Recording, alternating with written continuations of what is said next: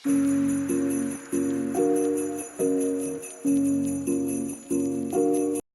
Guys, welcome to my channel Srivani unique foods. నా cooking మీకు నచ్చినట్టయితే లైక్ చేయండి, షేర్ చేయండి, సబ్స్క్రైబ్ చేయండి. ఈరోజు రెసిపీ వచ్చి ఎగ్ కర్రీ. చూడండి ఎంత బాగుందో ఎగ్ కర్రీ. సేమ్ మీరు కూడా ఇలాగే చేసుకోవాలంటే ఈ రెసిపీని చూడాల్సిందే. చాలా బాగుంటుంది, చాలా బాగా వస్తుంది కూడా. ఇలా చూడండి, కర్రీ చపాతీలోకైనా రైస్లోకైనా చాలా బాగుంటుంది కర్రీ అసలు. చూడండి, ప్రాసెస్లోకి వస్తే 2 స్పూన్స్ ఆయిల్ వేసుకొని అందులో ఆనియన్స్ వేసుకోండి. సేమ్ నేను కట్ చేసుకున్నట్టు అలా కట్ చేసుకోండి, పెద్ద సైజు. అలాగే కొంచెం మగ్గినాక టమాటో వేసుకోండి. నేను ఒక టమాటో వేసుకున్నాను, ఆనియన్స్ ఒక 3 వేసుకున్నాను. అవి కొంచెం మగ్గినాక జీడిపప్పు ఉంటుంది కదా, అవి వేసుకోండి. దీన్నంతా కొంచెం మగ్గిపోయినాక కొంచెం మగ్గబెట్టండి, అలా మూత వేసి. తర్వాత మగ్గిపోయినాక దీన్ని పేస్ట్ చేసుకోవాలి. ఇలాగ మగ్గినాక ఆ పేస్ట్ పక్కన పెట్టుకోండి. తర్వాత మళ్ళీ గిన్నె పెట్టుకొని 2 స్పూన్స్ ఆయిల్ వేసుకోండి. అందులో మనం ఎగ్స్ ఉంటాయి కదా, ఎగ్స్ని ఉడకబెట్టుకోండి. ముందే ఉడకబెట్టుకొని వాటిని సేమ్ ఇలా ఘాట్లు పెట్టండి. ఎందుకంటే ఉప్పు, కారం, పసుపు ఇలాంటివి ఏమన్నా కొంచెం వాటికి పడతాయి. ఘాట్లు పెట్టుకుంటే లోపల వరకు వెళ్తుంది అన్నమాట. సో కొంచెం అలా వేగినాక కొద్దిగా ఉప్పు, కారం, పసుపు ఇలా చిటికెడు వేసుకోండి. అలాగా కలుపుతూ ఉండండి వేగే వరకు. మంచిగా కలర్ ఇలా వచ్చేంత వరకు వేపండి. ఇలాగే చాలా బాగా వస్తుంది. ఇంక తీసేసుకున్నాక ఇంకా ఒక ఆనియన్ వేసుకోండి. తర్వాత ఒక చిల్లీస్ వేసుకొని, నేను 3 చిల్లీస్ వేసుకున్నాను. సేమ్ మీరు అలాగే వేసుకోండి.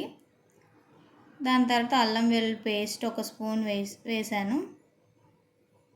అదంతా అల్లం వెల్లుల్లి పేస్ట్ కొంచెం మగ్గేంత వరకు సేమ్ అలా ఉంచండి. ఎందుకంటే మళ్ళీ మగ్గకపోతే సరిగ్గా అల్లం వెల్లుల్లి పేస్ట్ వాసన వచ్చేస్తుంది. బాగా మగ్గనివ్వండి.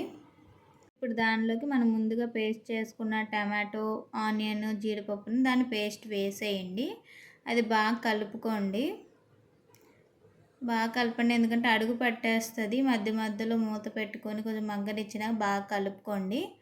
దాని తర్వాత బాగా మగ్గింది, కొంచెం నూనె తేలింది అన్నప్పుడు కొంచెం పసుపు, తర్వాత ఒక స్పూన్ అలాగా సాల్ట్, 2 స్పూన్స్ కారము, 1 స్పూన్ ధనియాల పొడి, 1/2 స్పూన్ జీలకర్ర పొడి, 1 స్పూన్ గరం మసాలా వేసుకోండి.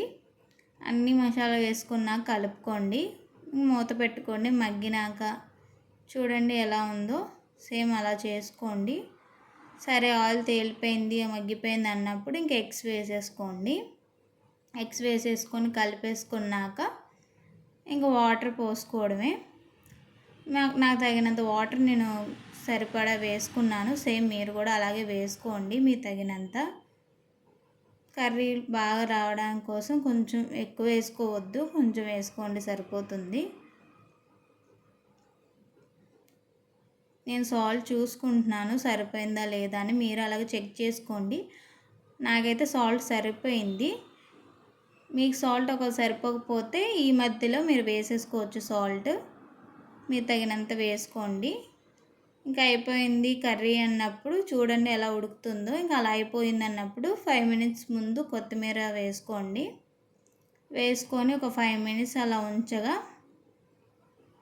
అలా కలుపుకొని ఒక 5 మినిట్స్ అలా ఉంచండి, సరిపోతుంది. మూత పెట్టి మగ్గుతుంది.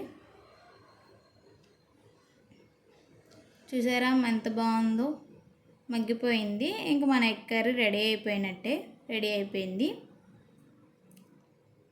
చూడండి ఎగ్ కర్రీ ఎలా ఉందో. కర్రీ చూడండి ఎంత బాగా వచ్చిందో. చూడండి రైస్లో పెట్టుకొని కూడా మీకు చూపిస్తున్నాను. ఎలా ఉందో మీకు చెప్తాను నేను తిని. చూడండి ఎగ్ కర్రీ ఇందులో రైస్లోకైనా చపాతీలోకైనా చాలా బాగుండిద్ది.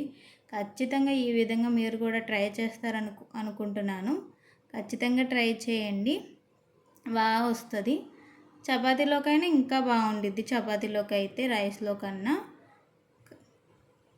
చూడండి చాలా బాగుంది, సూపర్.